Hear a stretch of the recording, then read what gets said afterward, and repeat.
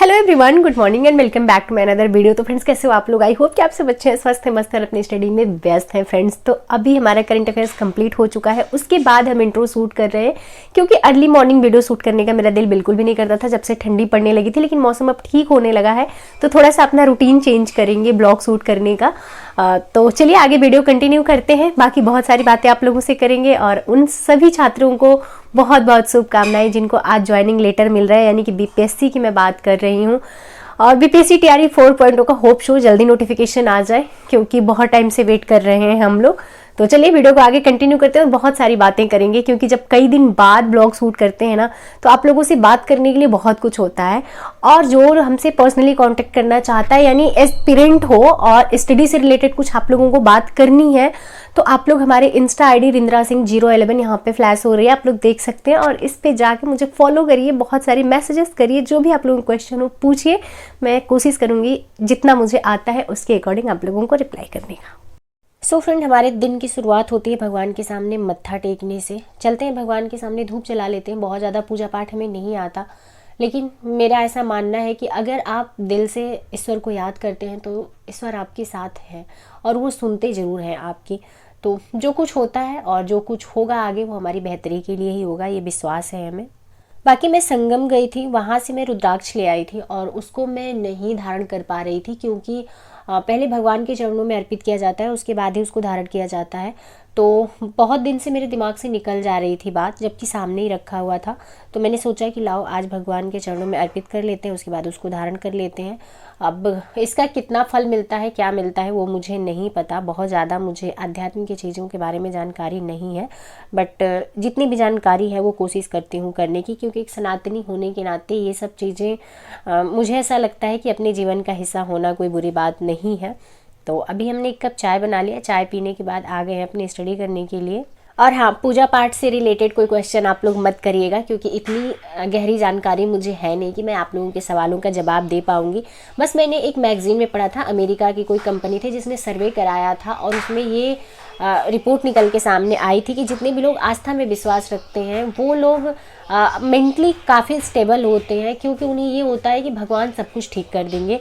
और जब आप धैर्य रखते हो तो बहुत सारी समस्याएं और बहुत सारा बुरा वक्त निकल जाता है अपने आप। तो अभी मैं कंप्लीट कर रही हूँ अपना साइंस। साइंस का नाम आते ही ऐसे लगता है कि ब्लड हमारा उल्टा चलना शुरू हो गया। मुझे बहुत ज़्यादा डर लगता है ऐसे। मुझे साइंस पढ़ना बिल्कुल पसंद ही नहीं है, मैंने बचपन से साइंस पढ़ी ही नहीं है उतनी। मैथ तो फिर भी मैं लगा लेती हूँ थोड़ी बहुत। साइंस पढ़ने की बारी आती है तो बायो को छोड़ के जब फिजिक्स और केमिस्ट्री की बारी आती है तो लगता है कि यार ये क्यों सिलेबस का हिस्सा है, इसको हटा दो, नहीं चाहिए सिलेबस में, इसका क्या यूज है, हम डॉक्टर थोड़ी बनने जा रहे हैं। लेकिन एक बेसिक जानकारी तो आपको होनी चाहिए, क्योंकि आपके सिलेबस का पार्ट है तो पढ़ना तो पड़ेगा ही। साइंस की नोटबुक बहुत दिन से मैंने नहीं उठाई है, तो देख रही हूँ अभी कि क्या कितनी चीज़ें मुझे याद है और कितनी चीज़ें मैं भूल गई हूँ। क्योंकि होता है जब आप टाइम टाइम से रिवीजन नहीं करते हो किसी सब्जेक्ट का, तो बहुत सारी चीज़ें दिमाग से निकल जाती है। और साइंस तो हमारा अपना जोन भी नहीं है। जितने भी आर्ट साइड वाले बच्चे होंगे ये प्रॉब्लम फेस करते होंगे। मैं शुरू से ही आर्ट साइड पढ़ी हूँ, चाहे मेरा हाई स्कूल हो, इंटर हो, ग्रेजुएशन हो। तो इस वजह से मुझे थोड़ी सी प्रॉब्लम फेस करनी पड़ती है। लिस्ट इंटरेस्टेड सब्जेक्ट आप कह सकते हैं कि है ये मेरा। तो साइंस की क्लास ख़त्म करते ही मुझे लग चुकी थी भूख, तो मैं आ जाती हूँ, बनाती हूँ सब्जी और चावल। क्योंकि अब ठंड जा रहा है तो लगभग ठंडी की सब्जी आप 10 दिन बाद नहीं देखने को मिलेंगी मार्केट में। इसलिए मैं भी भर भर के गोभी और टमाटर खा रही हूँ, क्योंकि मुझे बहुत पसंद है ठंड की सब्जियां। बस मौसम हमारे अनुकूल नहीं होता है, ठंड में हम बहुत कंफर्टेबल नहीं रहते। इस वजह से जब बहुत ज़्यादा ठंड पड़ रही थी उस टाइम पे सब्जियां बहुत थी, ऑप्शन हमारे पास बहुत थे, लेकिन खाना हमसे नहीं खाया जा रहा था। लेकिन अभी हम बिल्कुल फिट हैं, तो हम वो खाने बना रहे हैं जो मुझे बहुत ज़्यादा पसंद है और जो मेरा कंफर्ट फूड है। बाकी गर्मी में तो इंसान खाता है, सब्जियां इतनी सूखी सूखी आती हैं, खाने में उतना अच्छा लगता नहीं है। हरी सब्जियां होती हैं बट वो इतनी रसेदार, ऐसे मसालेदार नहीं बनती हैं। वो बिल्कुल सिंपल, चाहे लौकी हो, कद्दू हो, तुरई हो। और यहाँ तो बिल्कुल ही नहीं गर्मी में कुछ मसालेदार खाने का मन करता है, क्योंकि रूम का इतना टेम्परेचर हाई हो जाता है कि उसी रूम में खाना बनना, उसी रूम में रहना, उसी रूम में पढ़ाई करना बहुत मुश्किल हो जाता है। तो बस यही 1 महीने वाला जो जून है ना, इसी में अपना हेल्थ जितना अच्छा करना है कर लो, ताकि 4-5 महीने आगे चल के सर्वाइव करने का एनर्जी रहे अपने पास।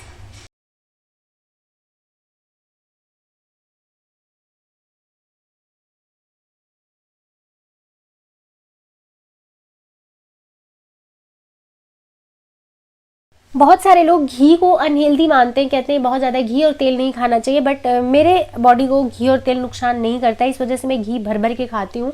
बचपन से मैं खाती आई हूँ तो मुझे पसंद भी है। खाने में अगर घी पड़ जाता है तो ऐसा लगता है मुझे कि स्वाद डबल हो जाता है, खाने का मज़ा दोगुना हो जाता है। तो इस वजह से मैं बिना घी के खाना ही नहीं खाना पसंद करती हूँ। तो अभी मैं कंप्लीट करने जा रही हूँ अपनी मेडुअल हिस्ट्री की क्लास, क्योंकि मेडुअल हिस्ट्री मैंने स्टार्ट करी है, 3 दिन और लगेंगे मुझे मेडुअल हिस्ट्री को कंप्लीट करने में। यानी कि होली से पहले मैं अपने मेडुअल हिस्ट्री की क्लासेस जितने भी हैं वो कंप्लीट कर लूँगी। एक कमेंट आया था कि क्या हमें पढ़ना ज़रूरी है एनसीईआरटी, तो हम कहेंगे नहीं। अगर आप आरओ की तैयारी करते हैं तो आपको एनसीईआरटी पढ़ने की कोई ज़रूरत नहीं है। अगर आप बीपीएससी या फिर आरआरबी, पीआरटी या टीजीटी की तैयारी करते हैं तो उसके लिए एनसीईआरटी पढ़नी ज़रूरी है, क्योंकि ये ऐसे एग्ज़ाम है कि जहाँ पे एनसीईआरटी से ही क्वेश्चन आपके पूछे जाते हैं। बहुत ज़्यादा दाएं बाएं आपको पढ़ने की ज़रूरत नहीं रहती है। लेकिन अगर आप स्पेशली आरओ या फिर यूपी पीसीएस के लिए प्रिपेयर कर रहे हैं तो हम कहेंगे कि अगर आपका बेसिक ठीक है तो आप डायरेक्ट स्टैंडर्ड बुक से स्टार्ट करिए, क्योंकि टाइम वेस्ट करने का कोई मतलब बनता नहीं अगर आपका बेसिक कंप्लीट है तो। देन हमारी हिस्ट्री की क्लास कंप्लीट होती है और शाम 6 बज जाते हैं तो हम चले जाते हैं मार्केट से ले आते हैं बहुत सारी सब्जियां, गोभी, टमाटर, पालक, गाजर और साथ में खीरा, जो कि मुझे बहुत ज़्यादा पसंद है। लगे हाथ सब्जियों को डलिया में जमा देते हैं, क्योंकि रूम बहुत छोटा है और बहुत व्यवस्थित रखना पड़ता है। अगर व्यवस्थित नहीं रहेगा तो पूरी भसड़ मच जाती है रूम में, ऐसे लगता है कि कहीं सामान रखने का जगह नहीं बचता है। तो इस वजह से बहुत सहेज के रखना पड़ता है, साथ में चूहे महाराज लोगों से बचा के भी रखना पड़ता है। तो डलिया मेरी अगर सब्जियों से भरी होती है तो मुझे खाना बनाने में उलझन नहीं होती है। मेरे पास ऑप्शन ही ऑप्शन होते हैं, चीला बना लो, दलिया बना लो, सब्जी बना लो, दाल बना लो, कुछ भी बना लो। क्योंकि दाल भी मैं बनाती हूँ तो अक्सर मैं कुछ ना कुछ सब्जी उसमें ऐड कर ही देती हूँ। तो ये रही हमारी डलिया। अब चलते हैं हम अपना डिनर बना लेते हैं, क्योंकि लगे हाँ डिनर अगर नहीं बना लेंगे, पढ़ने बैठ जाएंगे, टाइम ज़्यादा हो जाएगा तो फिर मुझे डिनर बनाने का मन नहीं करेगा। तो आज बनी थी डिनर में बाजरे की रोटी, जो कि मुझे बहुत ज़्यादा पसंद है। बहुत सारे लोग स्वीट्स के साथ खाते हैं इसको, लेकिन मुझे ये सेवरी के साथ बहुत अच्छा लगता है, यानी कि सब्जियों के साथ। तो मैं पालक की सब्जी बनाई थी और साथ में बहुत सारे सैलेड मैंने ले लिए थे, क्योंकि जो बाजरे की रोटी है थोड़ी सी बिटरनेस रहती है इसमें, तो उसके साथ अगर चुकंदर और गाजर के सैलेड होते हैं तो वो बहुत हल्का सा स्वीट टच देते हैं, और साथ में खीरा जो रहता है वो हल्का। सो फ्रेंड, अभी हमारा डिनर हो चुका है और इधर हमने अभी बर्तन रखे हैं वैसे ही, तो चलते हैं बर्तन वगैरह साफ़ करेंगे, उसके बाद हम अपनी एनसीईआरटीज़ कंप्लीट करेंगे। तो फ्रेंड्स, आज है 9 मार्च और आज बहुत बड़ा दिन है उन एस्पिरेंट के लिए जिनका भी सिलेक्शन बीपीएससी टीआरई 3.0 में हो गया है, चाहे वो पीआरटी हो, टीजीटी, पीजीटी हो, जूनियर हो, कोई भी हो। तो क्योंकि आज से उन सारे एस्पिरेंट्स की ज़िंदगी में एक बहुत बड़ा परिवर्तन देखने को मिलेगा और ज़िंदगी के ये जो स्ट्रगल होते हैं ये कम से कम इस पर विराम लग जाएगा। तो चलिए, होप करते हैं कि अब जल्दी ही टीआरई 4 का नोटिफिकेशन देखने को मिलेगा और हम सबको भी एक मौका मिलेगा। जिनका भी डाउटफुल में रह गया है उनको 19 तारीख को बुलाया गया है, तो देखिए उनका क्या होता है। हम लोग तो ना डाउटफुल में हैं और ना ही आज वाले में है, तो हम लोगों को बस इंतज़ार करना है टीआरई 4 का, कि टीआरई 4 का नोटिफिकेशन जल्दी से जल्दी आए ताकि हम लोगों को भी सिलेक्शन मिले और हम लोग भी इस स्ट्रगल पे विराम लगा सके। तो चलिए इस वीडियो को यहीं पेंड करते हैं, आप लोगों से मिलते हैं नेक्स्ट वीडियो में। उम्मीद करते हैं वीडियो आप सबको पसंद आएगी। वीडियो पसंद आए तो वीडियो को लाइक जरूर कर दीजिएगा। चैनल पर अगर नए हैं तो चैनल को सब्सक्राइब करके बेल आइकन प्रेस कर दीजिएगा ताकि मेरी आने वाली वीडियो को नोटिफिकेशन आप सभी को मिल सके। तो चलिए मिलते हैं नेक्स्ट वीडियो में, अभी के लिए इतना ही।